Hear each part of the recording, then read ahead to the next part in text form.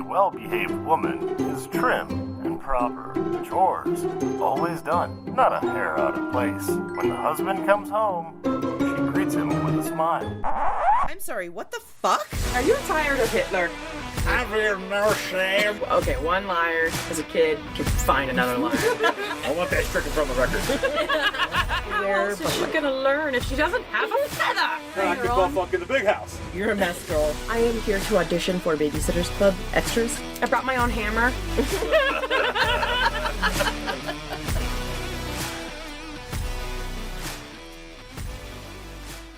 Alright, y'all. This is part 2 of the Crownening Season 1, Episode 7, Scientia Potenta est.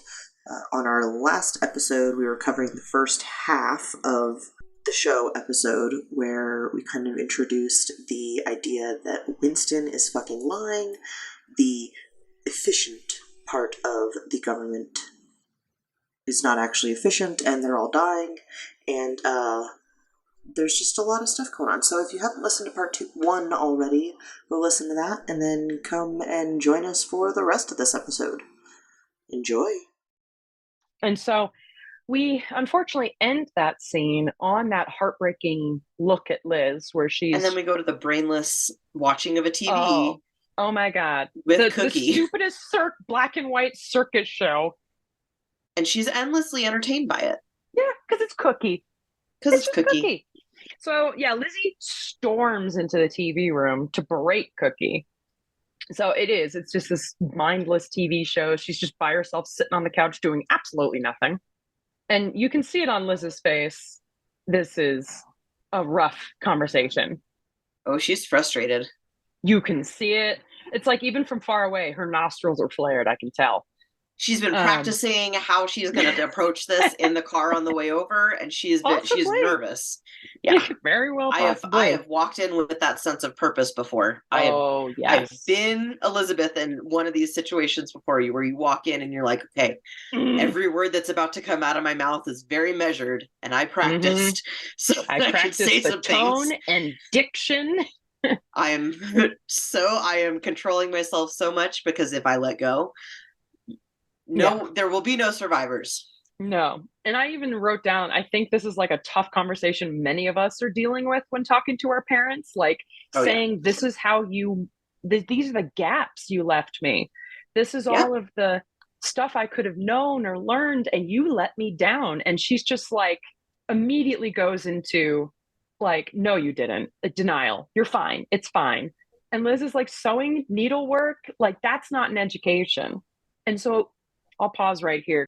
So this is like you said, it's a confrontation that at some point every kid has with their parent of like, why didn't you tell me? Maybe this like crazy family secret, something, some crazy shit. But this one is about her education. And it's, why didn't you give me the opportunity to learn? Like, why did you take that from me and keep that from me? That was how selfish. And Cookie's like, wait a minute, no, we had a tutor for you, and like, we gave you education. We sent you to the vice provost of Eton College. Like, that is one of that is big time college. You got the best education. We spared absolutely no expense to make sure that you were well versed in every aspect of what you needed to be educated in. And you got more of an education than even your father did, because as we remember, her father was not supposed to be king. Her father he got the spare education. Yes, he got French. What Margaret had, what we saw at the beginning, where she just kind of got to hang out and doodle and goof off and whatever. So he didn't really get any of that. Like, Cookie's trying to defend it, saying basically, at least you got this basic education. You could have gotten just nothing. Yeah. That would have been. And Lizzie's not letting her get away with it. Basically, she's like, useful things for my life. I don't X, Mom. I can't solve. Literally, I can't do math. I can't do science. There's nothing. Like, I know a few different languages because I had to know them, because you made me learn them. But that's it. The only things Yeah. that I learned were the things that you told me You I could capped learn. me. They capped her. And she's having that moment of have it out with Cookie. Mm-hmm. Because fuck that. Yeah. The next part I wrote this down because one of Cookie's lines coming up hit me hard. Not this one, where she says that she received an entirely appropriate education for her station in life, essentially. We taught you how to be a lady, a princess. Oh, she said, we taught you, what was it? We taught you a normal education for a woman of your background. Mm-hmm. And Elizabeth said, it entirely failed to prepare me for the life that I lead now. Mm-hmm. And they're like, we taught you how to be a lady, a princess. That was the job. That was your job. What do you want? Like a blue ribbon, a degree, any, more validation of the education that we were giving you? And she's like, no, just normal subjects, normal knowledge that most people have. That's all I wanted. Yeah. And I have to meet these people. Yes. And I have no way of doing that. Like, I have no way of meeting them where they're at because I don't even have a basic knowledge to conceive of the things that they're trying to talk about. Mm-hmm. And I'm waiting for the point because eventually Cookie starts throwing stones, bitch. Oh, Cookie is brutal. And this is where it is. She goes, what does this have to do with me? Is this a criticism of my motherhood? There it is. I would have thought you'd think twice before throwing stones on that score. Excuse me? This is what I was waiting for, is that instead of just going, okay, I failed you, she immediately goes, oh wait, you're attacking me? No, I'm going to attack you for your motherhood. You're no better than me. Mm-hmm. I am sorry. I'm sad to say that I have done this and I have to consciously not do the same thing. It's the classic projection. Mm-hmm. I'm rubber, you're glue. I'll tell you. My family has it too. Yeah, you're bad. You're a bad mom. Exactly. And I see it with my parents. They do it to each other. Yeah. I'll do it to my parents. We've had to really start trying to consciously break down the cycle. And take accountability for things that might not be the most pleasant. Yeah. Mm-hmm. And it sounds like even today, the firm, the royal family in Britain is still not capable of taking accountability for anything that they've done, past or present. It's very upsetting, and especially because they just keep it's literally instead of taking accountability, you just move on to projection. Closer. Hey, you fucked up too. None of us perfect. I know. And while that may everyone be happy in our imperfections and our ignorance. Lead a blissfully ignorant life. What more could you want out of your life? You're living in a castle as a queen. Come on. Yeah. Cookie was fine with that. Yeah. I think it is. It's like maybe Cookie is responding because she's hearing her daughter and can't accept the fact that maybe her daughter's right. I wonder. I think maybe it's that, but also she's not a smart person. She didn't have an education the way, she didn't have a normal education. And it was probably well, I didn't have one. Why would you need one? I was able to be queen and do it just fine. No big. Yeah, I know. I guess it's hard to watch because you see them driving this wedge between each other and how, at least in terms of Cookie's just firmly driving that wedge in there and won't move. And it's hard because Elizabeth is trying so hard to do exactly what her parents taught her to do, to be a good queen. But now she's seeing that the world's changed. She needs to change. And Cookie can't accept that maybe they did not prepare her. And she can't accept it. Oh, sorry. She hit another word I wrote down. I hardly see you blazing a trail in that department. It's not a cheap shot. I'm sorry. I'm responding to the show. Yeah. Cookie is essentially just deciding to tear her daughter down. I wonder if it's even that maybe she's upset that her daughter is maybe going a bit further. That her daughter has the intellectual curiosity that she doesn't. I think that definitely is part of it because they do bring up this we see her curiosity kind of come a lot, and all of these things are things that Cookie never thought about. Cookie never read about. So she's probably she probably just doesn't understand that she doesn't understand why Elizabeth is asking for this knowledge, is asking Yeah. for this tutoring, for this teaching. Yeah. And asking these questions about the choices her parents made. When I also wonder if it's that maybe in the capacity that Cookie was queen, she wasn't the monarch though. She was queen consort. She was wife. Yeah. And so while she probably, I mean, she clearly did a lot of decision making and working with her husband, but she didn't have the sole responsibility like Elizabeth does. Yeah. It's so hard. Two queens on the other side of each other. Now, Cookie is getting she's gone beyond a little defensive now. Now she's angry because she's basically saying, like, we did the best that we could and we gave you the best education that we were told to give you. So stop worrying about this so much. We all have to accept our limitations in life. This next line is brutal. Or did she already say it? Where she says, don't force what doesn't come naturally, dear. That's what I've learned. And Liz is just like, right before she left. Yeah, she's like, what the fuck just happened?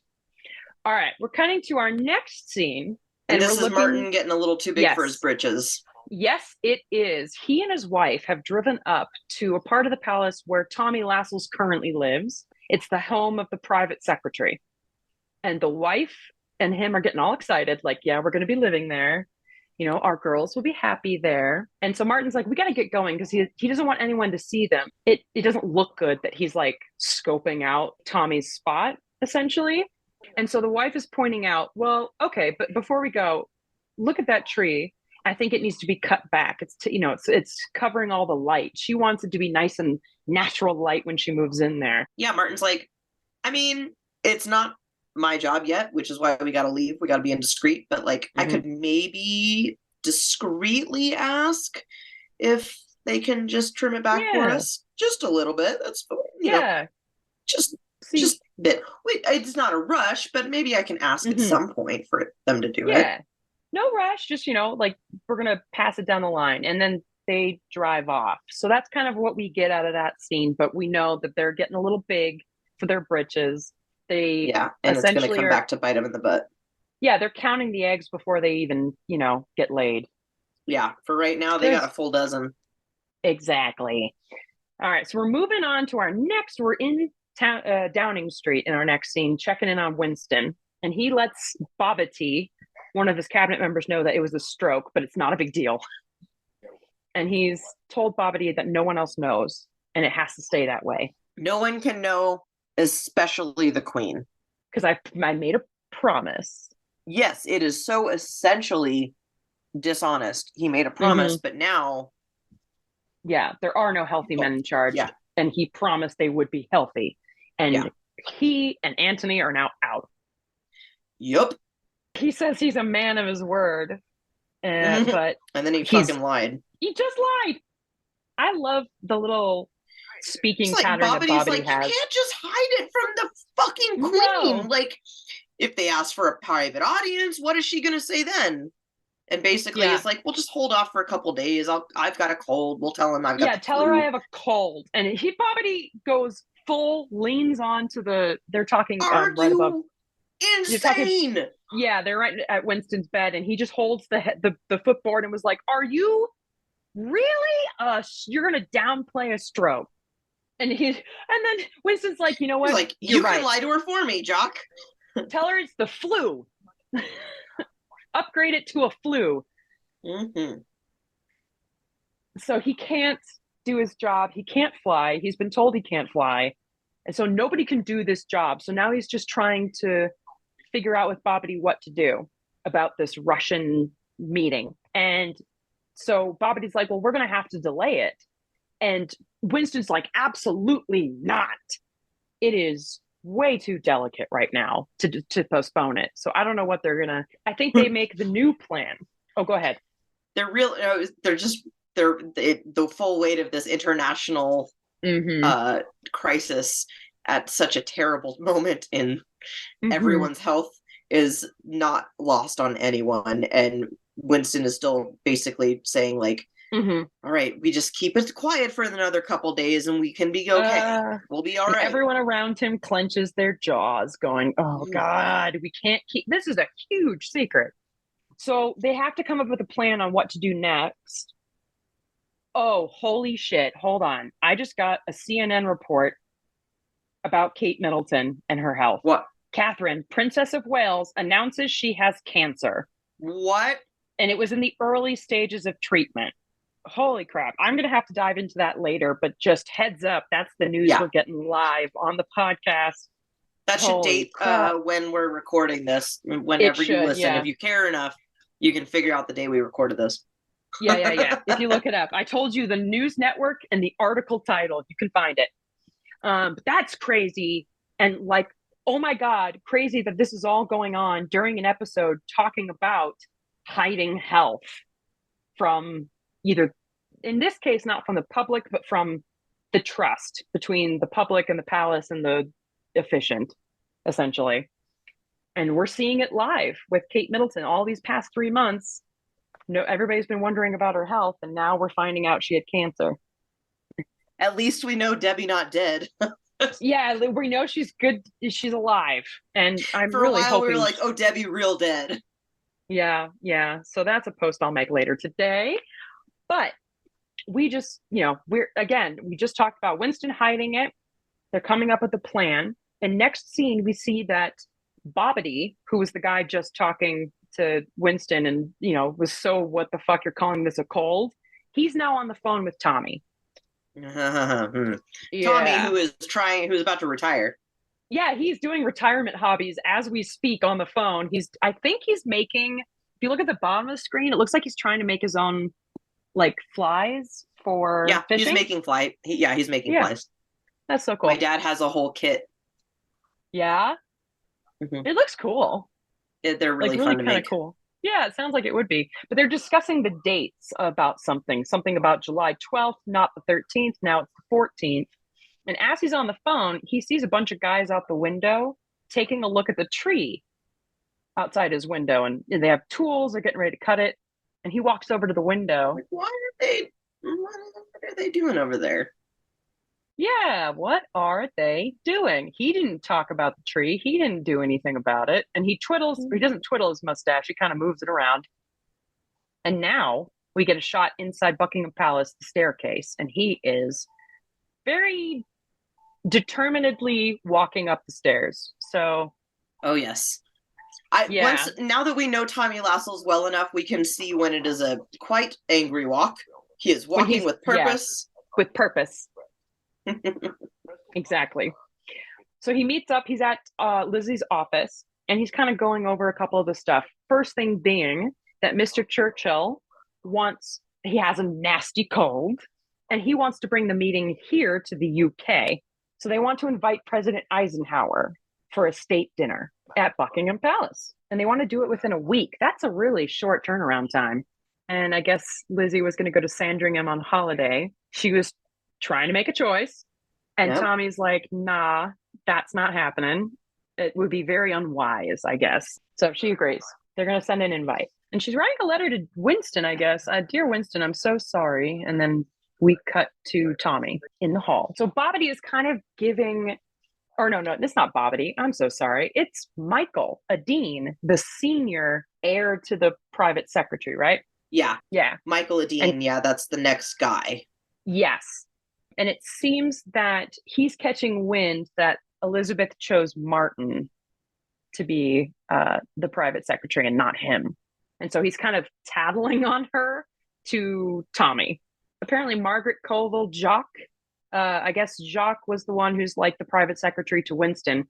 His wife did a little telephone, and it's getting over, like she gossiped about it. I'm telling you, people know shit because people talk. You're right. Exactly. You were completely right. This is how it's all getting around. And now Tommy's like, well, that makes sense because it seems like somebody has decided to start trimming the tree outside my window. And that wasn't me. Tommy's like, all right, ask Martin to come see me. Will you? Yeah. That is, if he and his lady wife aren't too busy measuring the curtains that they're about to have in my apartment. Yeah, the place I still live. I'm still here. So obviously he's pissed. I would be. I mean, it is a little presumptuous. It's definitely going above his station before he's even there yet. But I get what, Martin, I mean, he did get asked by the queen herself. So it's a tough spot. So before we leave the scene, Tommy is telling everybody, all right, get ready. We're going to get ready in a week. We have a state dinner. So chop, chop. Everybody's vacuuming. We see people spot cleaning, which is hilarious. I'm seeing in this moment. He's on the table with little booties. Yeah, like towels wiping wrapped down a around stage. Yeah, just so, no footprints on there, which I get. Go for it. Every little inch is brushed, and obviously it's a state dinner. I mean, I would not want to be on the team to get this done in a week. This is a really big deal because Eisenhower doesn't go places. Basically, this is like, this is the reason that they're having this big dinner. I don't know if you explained this already. I might not have been paying attention. I might not have. Okay. The reason they're having this big fancy dinner is because they have convinced, because Antony is having health problems in the US, they're like, Winston, one of the things that they talked about with his little cabinet people, were trying to figure out how to fix the issue with Eisenhower while Antony can't deal with it. So they were like, maybe if we talk to the queen, we can actually have him come and do a state dinner here. They can make it can be a palace thing, and then we can work on it while he's in London. But we can invite him for a royal dinner. And so she is like, okay, yeah, I can cooperate with that, no problem. But now, and this is part of the reason that we're introduced to this tutor, is because they're having this dinner, they're planning this thing, everything's getting ready, and Elizabeth is realizing that she's got to talk to Dwight Eisenhower, who is very famously a military man who had a lot of made his name in the World War II as a commander, and she has no idea what to talk to him about. Yeah, she's just like, I don't know anything about him. I don't know what his interests are. I don't know any of that. So she's like, I gotta do a crash course real quick with you. Yeah. Which, I mean, I would be too. If I'm talking, I don't know how to talk to a president. Yeah. Fucking. All right, so now that we did a little cleaning montage of Buckingham Palace, we now get to the meeting that Tommy has called Martin into his office. We're getting into Tommy's about to lay down some Tommy sass again. We saw this with Captain Townsend, and now we're going to see it here. I am very excited about that. So, you've been here for 3 years. It should have been enough time for you to know the ropes, understand the rules, how things are done. And Martin's like, yeah, of course, that's fine. And Tommy says, well, manifestly not. Apparently, you don't understand. And so he doesn't actually have to say anything else because he's realizing, Martin, we see his face. We know. He's realizing, he knows that Tommy knows about his indiscreet. Tommy's going to have his way, not Martin's way. Yeah. So we don't even get to see the rest of that conversation, like you said, because it seems very implied. It was very implied, and it was probably very short. And so now we move to what you were just saying, is Liz is now asking Professor Hogg for a crash course on Eisenhower. And she kind of tells him, like, the reason why is he's going to be here a couple of days, and I have to apparently sit next to him and talk to him. And I'm very nervous. I don't know what to do or talk about.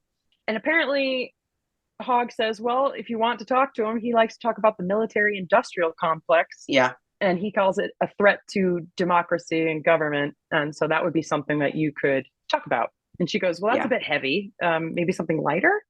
He goes, well, golf? The Professor Hogg makes a comment, and he says she's still trying to find all these other topics to maybe connect with him about. And he says, well, oil painting then. He paints landscapes. And she just says with a sigh of exasperation, don't they all? Yeah, which is so funny. It's a little part of her personality that gets to come out, which is kind of nice because she's around. She does get these little sarcastic moments that she can kind of be herself with. But also, she's not wrong, because as we see later, Winston Churchill is also an avid painter of landscapes. Dude, George W. Bush is an avid painter. I don't know if it's of landscapes specifically, but I think he does some. And I hate to fucking bring him up, but Adolf Hitler was also a painter. Just thinking he wasn't a good one, but he was also a painter. Just a yeah, these important men, it's like maybe that's how they can do their softer side. I think But that's it. that's why Adolf was no It's how good they at painting. I don't think he decompress. had a soft side. He did have a soft side, and his soft side was basically crushed when he didn't get into the art school that he was Yeah. probably could have gotten into but didn't put any effort into. So his laziness got him rejected, and then he never tried again and just spent the rest of his life hating people and making a career out of it.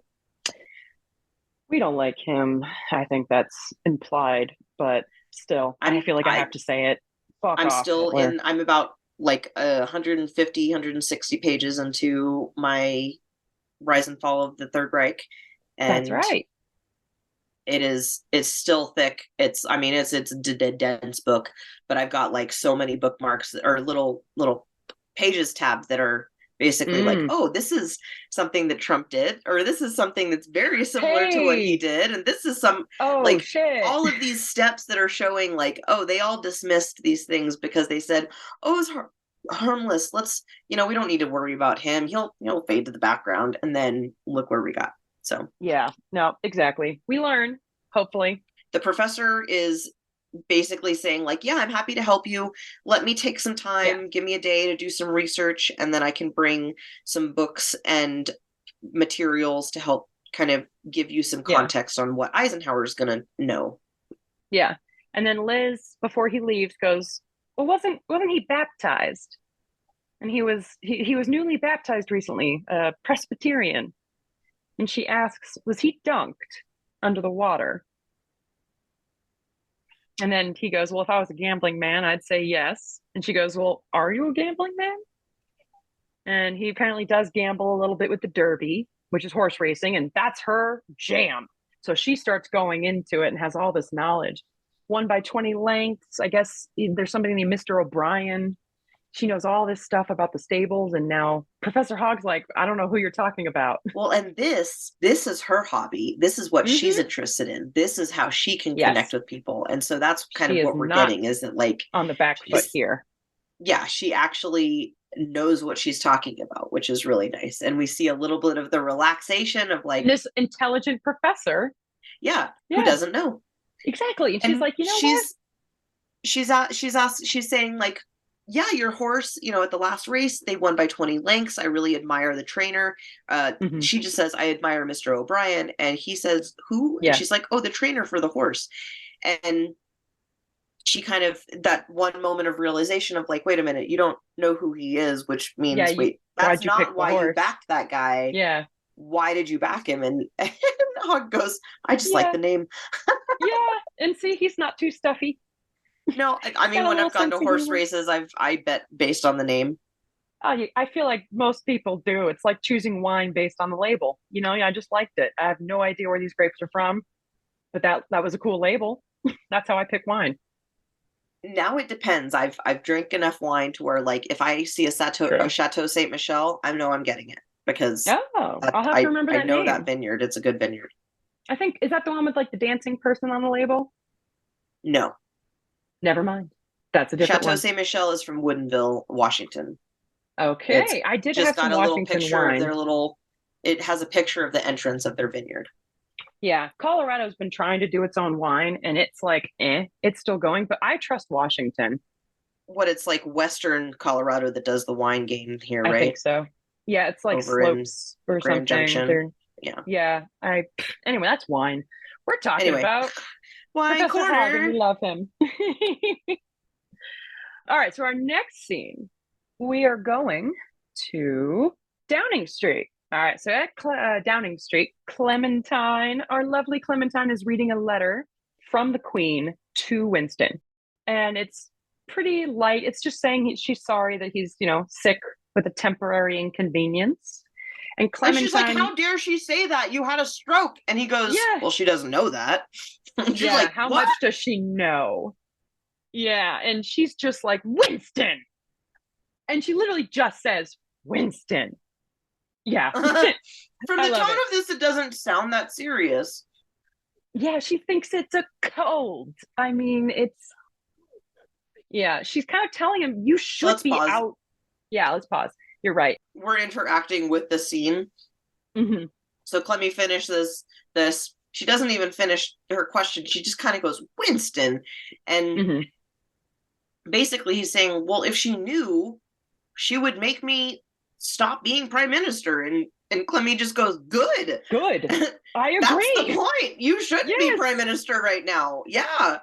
You are not well enough. She's just trying to speak some sense into him, which, But he thinks still that I he know. is the best person for the job, and that Right. his opinion can't be swayed because he's the bulldog of Britain. Yes, exactly. He's too stubborn, the bulldog. And she says Antony could, but he's incapacitated. And Clemmy makes an apt observation. So she says, do you mean to tell me at the moment this country is without a fit leader or a deputy leader? And he's like, not so loud. You quiet down. People are going to hear you. They fucking should. I honestly would be like, good. I would be very loud in that moment. But she says, like, that, you should step down. And then so somebody comes in, and it is Jacques, his private secretary, and he lets him know Eisenhower said yes, he's coming to that state dinner. And Winston's like, you could see it on his face. He's over the fucking moon. He's like about to dance. And Clem's like, no, Winston, don't get out of bed. And he's trying to get out of bed. If Ike comes here, I can be leader again. I think that speaks volumes. That's literally what I was going to say is like, what a giant man-child. You are not seeing the big picture here. If my friend comes to my house, that means I can be in charge again. I get to be boss. God. That's all he comes to about. My house to play. That means I get to be in charge. I know. That's all he's thinking about. And he's not thinking about the fact that he's actually withholding stability, essentially. He's being so stubborn that he's not letting the country actually be run the way it's supposed to. In capable hands. This is how I feel about boomers lately. I feel like this is what they're at. They want boomers, and then like the their older generation, the silent generation or whatever. They're especially like in government, they're so desperate to cling to that power. Yeah, because they think that they can do it the best way. Because letting go of that power means that someone else is going to do it, and they could fuck it up. Because I know I'm going to do it the right way, but maybe they won't. Yeah, I know. It's like when you try to be a passenger in your own car and someone else is driving. It's the scariest thing. And he is also literally a giant man-child at this point because he can barely walk. He shouldn't be out of bed, but he is an objectively huge person.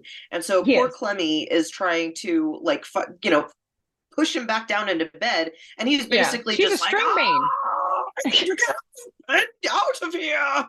She is a string bean. Yeah. Yeah. She's like a tiny little woman. Maybe she's tall. He's a string bean and he's a big plump tomato. He's like, he's a nice heirloom tomato. And he's like almost trying to jump out of bed literally the day after maybe having a stroke. And he's just trying to get out of bed. She won't let him out. And in the middle of them fighting, trying to get him back in bed, he is so stressed out about all this, he starts to have another stroke. And so they're in the middle of a fight. Clemmy is like, why don't you admit that you've been fighting for your life? And while she's saying that and he's still getting upset, he has another stroke and he falls. Yeah, he falls to the floor. Long story short, Clemmy is always right. Clemmy is she is always right. She has been right from the beginning. She didn't even want to be back at Downing Street. Nope. She's not into that. She should have been prime minister. Honestly, I think I cannot wait for the day when there is a government in the world, like a country's government that is entirely run by women. Wouldn't that be nice? Real just life to see Barbie how it world. Goes. Just to see how it goes. Oh yeah, I would love not to forget the needs of men, but to highlight like, okay, they've got it, they're fine. Let's bring everyone else to a nice playing field. Yeah, like let's all get on the same level, all right? You don't get to be special anymore, white man. Crossing my fingers, man. I know. All right, so next scene. We are opening up on a book It looks like Liz is reading a book all about Eisenhower. She's studying. And let's see what she's learning about him. I mean, she's just kind of looking at a picture, I think, going over some of his military days. He was in his military uniform. Huh. This is really cool photos. Yeah. All right, so we're back at Downing Street, and Bobbity's back, and he's asking Jock, how serious is the stroke this time? And Jock thinks that they have to actually delay and put off the Americans and tell the Queen. And Bobbity's like, no, we're in too deep now. Bobbity! Yeah, bud. At first you wanted to absolutely take this seriously, and now you're going to go with the lie and scheme and get away with it. And not only are they going to cancel it, but they're going to continue to lie and scheme and say that Eisenhower is going to be the one that cancels the dinner, not Winston. So they're telling Eisenhower that the White House that they have to cancel the dinner, but then they're telling the Queen that Eisenhower was the one that canceled. Look at the efficient. So it's another lie on another lie on another lie. Yes, the trust is totally breaking down. And Martin, we're getting a glimpse of Martin walking past the hall where everybody's cleaning up. Barely holding it together. You can tell he wants to cry. He's upset because he is going to see the Queen right now after his talk with Tommy. And she's in her office.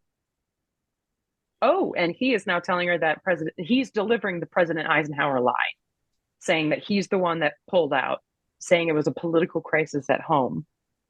And she's like, oh, good. A relief. Oh, I can stop studying now. This book. Don't we all?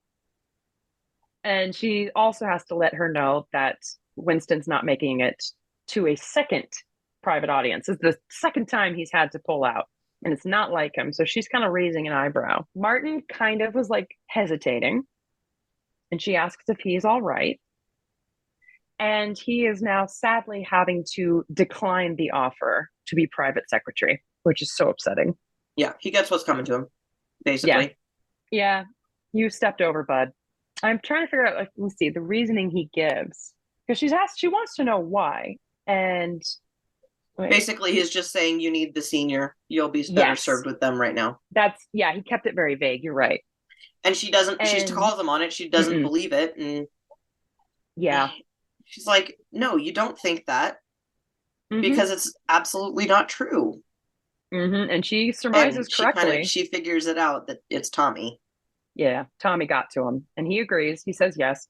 And he says that Tommy told him I should have just refused right out. And that I obviously have no respect or understanding for palace tradition and protocol. And it must be Michael Ledeen. And so she's furious. And she is storming to Tommy's office.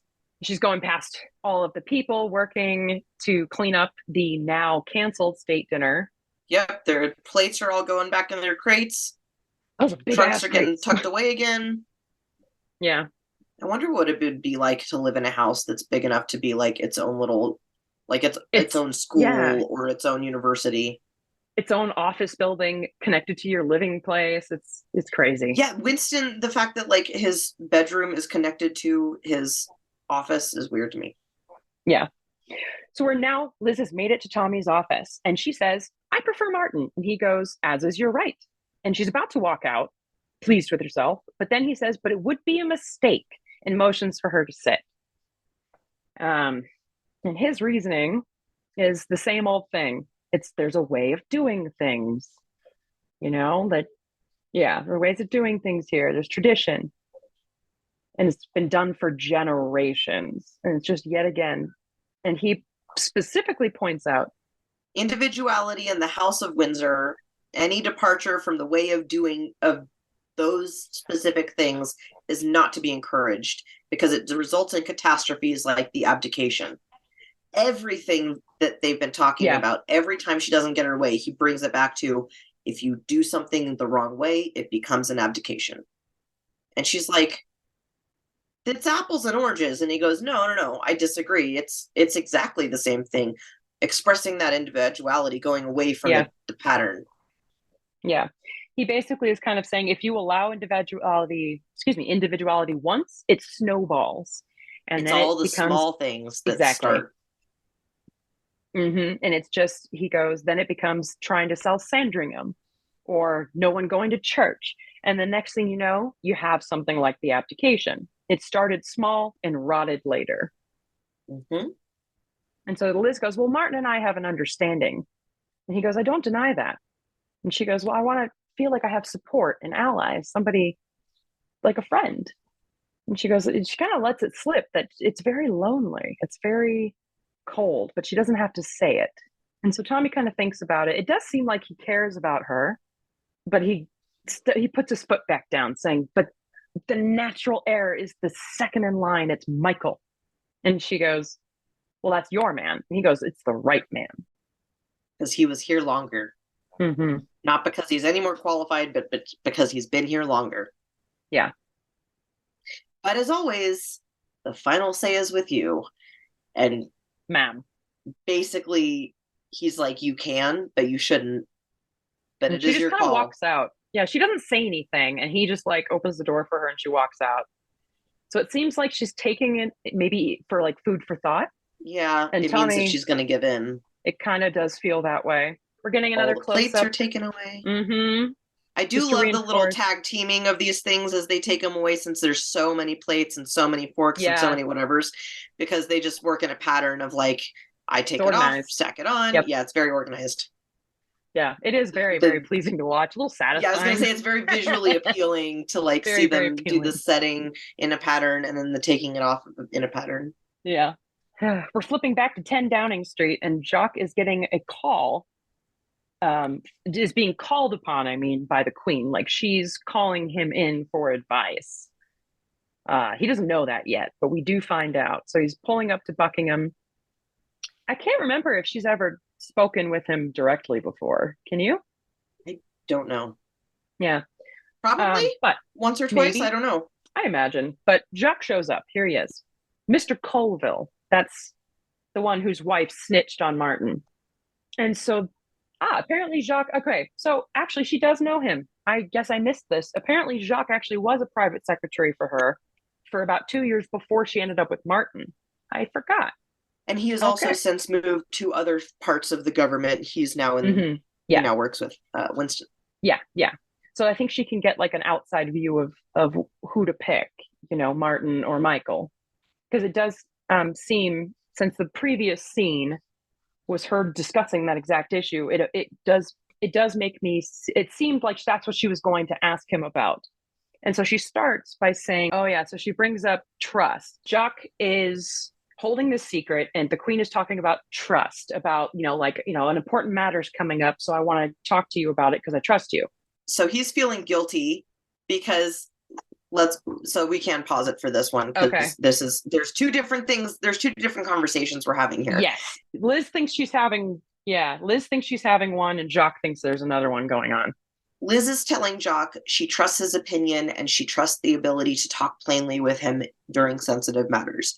She thinks she's trying to diplomatically bring up the topic of why the fuck she can't have Martin Chartres as her private secretary, and she wants to get validation from Jacques to be able to kind of get some explanation, like, if I can't do it, what's the real reason why, or are they just being kind of dicks to me? Exactly. And he immediately misunderstands it because he doesn't know anything about that, but he does have some other secrets that he's been keeping, because he's the one that was told to lie about all of the Eisenhower shit and about Winston. Yeah, so exactly. He comes clean immediately. He's like, I'm really sorry. I wasn't I tried to tell you the truth. I wanted it to be communicated to you from the beginning. And she's like, well, what are you talking about? And he goes, Winston, he had a stroke. Well, no, because he said what kind of took her aback was they insisted we keep it from you after the second one. Yes. And that's where she's like, excuse me? And she wasn't expecting, I wrote down, no idea what the context is there. She's like, what? Second what? Yeah, she wasn't expecting a snitch to squeal in front of her. She just needed advice. She was looking for an opinion, and she got a confession. Yeah. And so she goes, second what? And he goes, stroke, ma'am. And she realizes Lord Salisbury Lord Salisbury. Why did I write that down? But she's basically saying, who was it that insisted they keep it from her? And I guess he says the Prime Minister himself and Lord Salisbury. Maybe that's Bobbity. And she goes, well, that's not what I came here to talk to you about. And she goes, no. I asked you here to discuss whether I should talk or take Michael or Martin. And he's just like, oh, I fucked up. That's the look of a man who fucked up. And she is looking at him like, but what you just told me is way more important. Like, leagues more important. And she is pissed, and he's like, oh, fuck. That's another one of those moments that gets stretched in time as well. Like, the looks that she gives him, they hold that for a moment. And your teacher has or your parent or someone of authority has most definitely given you that look at least once. Yeah. When you know you fucked up, it's that look. Yeah. I love this next scene we move to because it's just Liz gossiping with Professor Hogg about like her, like what she just learned. And he is like, oh my God, they are slippery. Like, it's very unconstitutional, Liz says. And so he asks her, what are you going to do? And she doesn't really know. Like, my job is to do nothing, essentially. That's it. She's upset about the fact that these people lied to her. And the professor just says, well, what are you going to do about it? And he's like, she says, my whole job is to be quiet and to stay silent. And Professor Hogg kind of calls her on it. He says, no, in circumstances like that, it is your duty to act constitutionally. They lied to you, girl. And she says, nah, I don't think so. That doesn't sound right. I'd have to check. And she goes, he says, no, you know precisely. Mm-hmm. She said, yeah, okay. Yeah, it is. I got it. By it. But I can't just bring all of these very important men, the most important men in this nation, to come here and fuss at them and give them a piece of my mind. And Hogg goes, well, why the hell not? And she says, but they're more intelligent, they're formidable. Any confrontation, they would out-debate me, they'd outthink me and outmaneuver me. And then he says one of my favorite lines it's not about education or intelligence. It's about integrity. It's about principle. You say you don't have what it takes to do battle with these people, but you really do. You were drilled for years on the finer points of the Constitution. You may not be educated on these other things, but you know it better than me, better than them, better than everyone. And that's the only education that matters. And he goes, summon them and give them a good dressing down like children. I love it. And she goes, why would they stand for that? Because they're English, male, and upper class. A good dressing down from Nanny is what they most want in life. And she just smiles because that's totally true. Yeah, it's unconventional to the end, Professor. And that's what made it him. That's what made Hogg a perfect choice that Martin made. I love that is kind of how like you can also trust Chartres because he didn't even give her an intro. Just, I'm gonna send you this guy. I got you. Yeah, I didn't have to tell you and approve. Yeah, I already knew.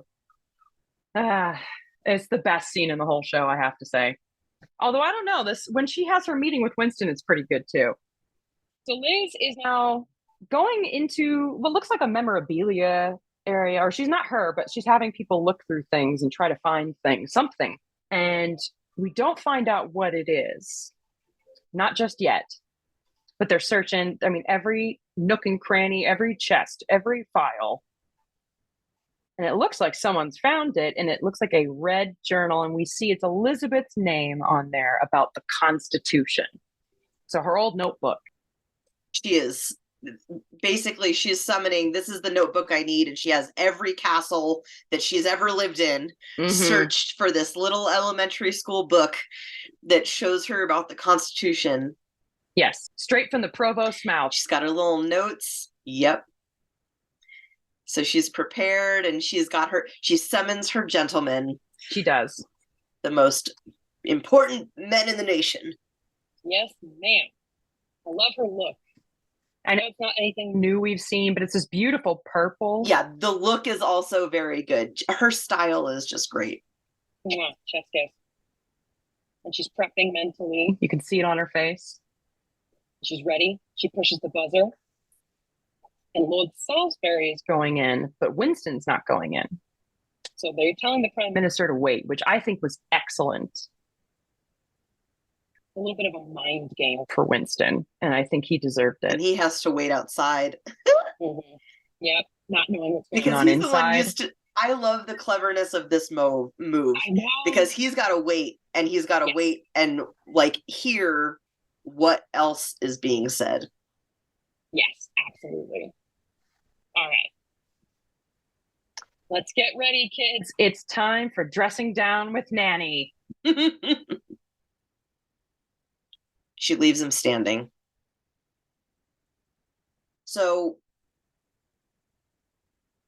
Bobbity comes in and the queen is saying, it's come to my attention that for an entire week last week, the two most important men in the government were incapacitated. And not only were they incapacitated and I didn't know, but it was purposely kept from me. How can I possibly do my job as a queen if you guys don't, if you keep the truth from me? So this is going to be something that I quote because she is ramping up, and this is like the essence of her anger. Right. It is not my job to govern, but it is my job to ensure proper governance. Mm-hmm. Which is essential duty. Right there. How can I do that if my ministers lie and plot and hide the truth from me? You have prevented me from doing my duty. You have hampered and bamboozled the proper functioning of the crown. How could you, with such betrayal in her voice? With such betrayal in her voice. And Claire, amazing job. Never trust a Cecil. Cecil. And I guess that is Poppity's name. So he's from the Cecil family. She was saying, my father had always trusted you. He didn't believe in the old saying of never trust a Cecil. I guess the family didn't like the Cecils or whatever. And so she's saying, like, my father might have been wrong to have trusted you. Yeah. Which that's where I skipped in my notes that her father was wrong about him. And that had to cut deep. And she just sits and stares at him. And then she rings that bell and you're excused. Dismisses him without a word. Yep. You may go. Rightfully so. Because she don't trust you, motherfucker. He backs out. He doesn't say a fucking word. It's brutal. But so Oh my necessary. Good job. And then after this, his little tail has been snipped and he walks out and gives Winston a look and then runs away. Say anything. And now it's the Prime Minister's turn and he's just looking at Bobbity walk away like, oh shit. Terrified. Oh my God, he looks so scared. I would be. He's never seen somebody come out of there like that before. Well, yeah, because she's been this very quiet, soft-spoken person, and she finally gave someone a piece of their mind. Yeah. So he's coming in. They do the introductions, and she's basically going to say the same kind of shit. Yeah, she's a little gentler, though, I will say, because I think she has more of a heartfelt connection with Winston. Yes. Well, she also recognizes that he has gone through an essential health issue, and then she is young, and he has done a lot of training for her, and she would never presume to tell him that he's not strong enough in an election year. Yeah. But so she is definitely a little Softer in the way that she tells him, but she does get the same points across. she reminds him that he was there at her coronation, so he saw that she took a solemn oath to protect the people of her realms and to make sure that the governance is going to go well and to have people in those government positions that are of sound mind and body. And it seems like you're not actually healthy these last few weeks. And not only that, but then you chose to lie about it. You kept it from me. my face. It felt like a betrayal. A decision which feels like a betrayal, not just of a covenant of trust between us and the institutions we both represent, but of our own personal relationship. He was a mentor to her, and that's a personal sting. Look at his little frown. He looks so heartbroken. Because, I mean, I think he also very much respects her and cares. He's watched her grow up. Yeah, it is absolutely heartbreaking to have her tell him off like that, of saying, you betrayed me and you lied to me. He's also a crybaby. Yeah, we've learned from Eddie. Yeah, but so she brings out her notebook, and we see that underlined word, trust. She's quoting Badgett to him about the two elements of the Constitution, the efficient and the dignified. And she explains to him that they must trust each other. Oh, John's just so credible in this moment, John Lithgow. Yep. And she's saying they only work when they support each other, when they trust one another. Just like her professor years and years ago. Exactly. You broke that trust. Your actions were irresponsible, and it might have had serious ramifications. Mm-hmm. Big consequences come with that. It could have been so much worse. Then she checks on him. She's like, are you feeling better now? And he's like, yeah. But is it sufficiently better? Like, are you actually fit for office? And I'm going to ask you to think about what you're going to say before you say anything. I want you to consider your response that my office and my position deserve before you say anything. I'm not just a woman that you can discount. You know, my age and gender might make you think that I don't deserve that respect, but I am queen.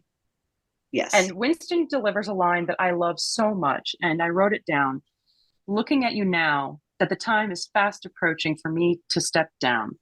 Not because I am unwell or unfit for office, but because you are ready.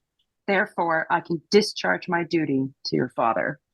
He sees that she is truly a queen in her own right, that she has acted impeccably. I think he just absolutely loves and respects her in this moment. And I cried when I watched it. I'm letting the moment hang like they're letting it hang. We see him stumble with his cane, and he's holding on to his furniture, and he's barely walking out of there. So you can see the physical frailness that he's got. Exactly what I said. It's so hard to watch because we love him. She loves him. And so she did well. And so she's made her way home. We're now at the next scene where she's in the apartment. And I guess she hears Philip is here, which is a rare sight. Yeah, Philip's there, and he is in a good mood. He's singing to himself. He is combing back his hair. Oh, all dressed up for the big state dinner with Eisenhower. Yeah, he's got a waistcoat. He was just at a charity cricket match. And so now he's getting ready for the state banquet that he thought was still going, but she reminds him it's canceled, and he gets upset because nobody tells me anything. He's a little annoyed. He's like, nobody said anything. And she goes, well, you haven't been around. And he's like, well, I actually did read 2 books on Eisenhower. And she says, really? No. Yeah. And he changes directions, and now he's like, oh, you look nice. And she's like, what? And he goes, well, what's different about you? She goes, you seem taller somehow, or maybe I shrunk. And she their flirt is so fun. I know, it's very smart. Yeah. And so Philip asks where Liz is going, and she's going to go meet with her new private secretary. And so Philip tells him, well, tell him to buzz her off. And she's like, I can't. Why would I? He gives her that look. He wants to get some stilts so he can reach the heights of his new woman. Or she can kneel. Ooh. Oh, that spicy look. Which is such a... Oh, God. I mean, sometimes it's kind of hot. She could get on her knees. And she's into it. Fucking love that, though, because it definitely has some implications. For sure. Prince Philip got in a blowy. Yeah. And so he's Mr. Adine. We find out Michael is the one she chose, not Martin. And he's made the decision. Yeah. Mm-hmm. And he's being told that they're not meeting today. And he's just left out in the hallway. He just kind of picks up his little briefcase and kind of walks out. gets a little rain check. And that's it, guys. Cut to credit. So that's a big revelation right there at the end. That she has made the choice that was the right choice, the Tommy Lassel's choice, the traditional choice. Yes. Which is shocking because the whole episode you see her fight to make her choice, saying that she wants to make this choice just once. And it seems that she realized maybe that she had to look at it from a less personal perspective and more from a crown perspective. I think one of her situations affected the other. She was trying to have this individuality just by choosing the person that she wanted, that she thought could do the job better. But in learning that her government was trying to keep things from her, I think she kind of, obviously Tommy Lassel's reminded her of the importance of keeping tradition, but I think also like in her having to remember like what her role actually is as queen and the importance of the Constitution and of her role as what is it, there's the dignified. Her role as the dignified and the government's role as the efficient. I think that also kind of reminded her of like, oh, there is a way to do things. There is something to be said, and there's a way. Yeah, and I can't know that because I don't know everything. So probably it is better. Yeah, the structure has a purpose in that way. And for anyone who's already seen the show, or literally read history, because we already know that too, but we know that is also not a forever thing. We do get back Martin, and we love him. But for the next little while, we're getting Michael. Yeah, he is the man for the job at this time. Who knows that he was not the first choice. Yes, he does. Which that must really humble him. He's maybe a little bit. Painfully aware of the fact that he was not wanted. And then his first meeting with her, she blows off to blow her husband. I mean, you saw the way he looked at her, okay? I know. I've said it many times already on this podcast. If he told you to get on your knees like that, would you? I mean, I'm married to the guy in this hypothetical situation, of course. I mean, yeah. After the week she's had. Matt Smith and some like royal pantaloons. Oh yeah. Let's cummerbund on. Oh yeah, the cummerbund.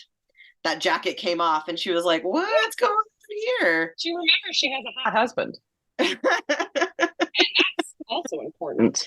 And we don't get any more Matt Smith ass, but you know what? We got Matt Smith in dick innuendo today, which is that's fine.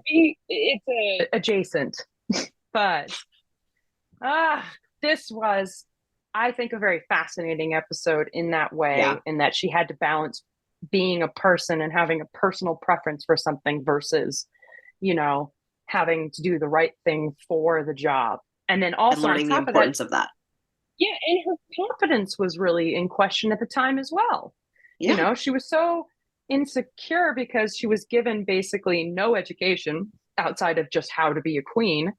And yet she has all these statesmen who got their job on merit, not birthright, and intelligence and being on top of things. And so it's kind of interesting that in all of that, she found her confidence within her role and used it effectively to keep the governance going. I love it. Yes. She kind of stood her own ground finally. That was, for the first little while.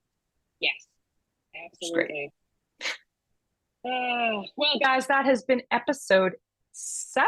Yes. What a great episode. This was another long one, but I think a lot of these are difficult to stick into like into the format that we've got. We're working on a format, but it's because there's so much detail in them, and there's so many like little points of context that aren't said, but as audiences, we either need to know or we should learn about it. Or it could just be like one tiny sentence at the beginning of the show has so many ramifications for later. Yes. It's like Game of Thrones, okay? If you miss one thinking that. conversation, you're not going to know any of why the finale is happening. You know that's my next. Rewatch show. I want to watch that with you. My ex and I used to watch that show together, and I had gotten into like the first couple seasons, and he was like, I want to watch it with you. So he'd sit down and we'd watch it, and he'd fall asleep halfway through the episode, and I'd try to start the next episode, and he'd be like, hold on, I don't remember what happened. What's going on? Take it back. Let's watch the other. And I'm like, no, you watch it on your own time. I did it the first like 4 or 5 times he fell asleep, and then I just decided, you know what? Nah, if you miss something, that's on you. No, if you can't manage to keep yourself awake to pay attention to something long enough, that's not a me problem. You don't seem interested. Yeah. Well, that has been a fucking episode of The Crownening. Holy cow. The Crownening. What was it? Scientia. Yes, Scientia Est. And next week we will be coming back, or maybe not next week, but next time, with episode 8, Pride and Joy.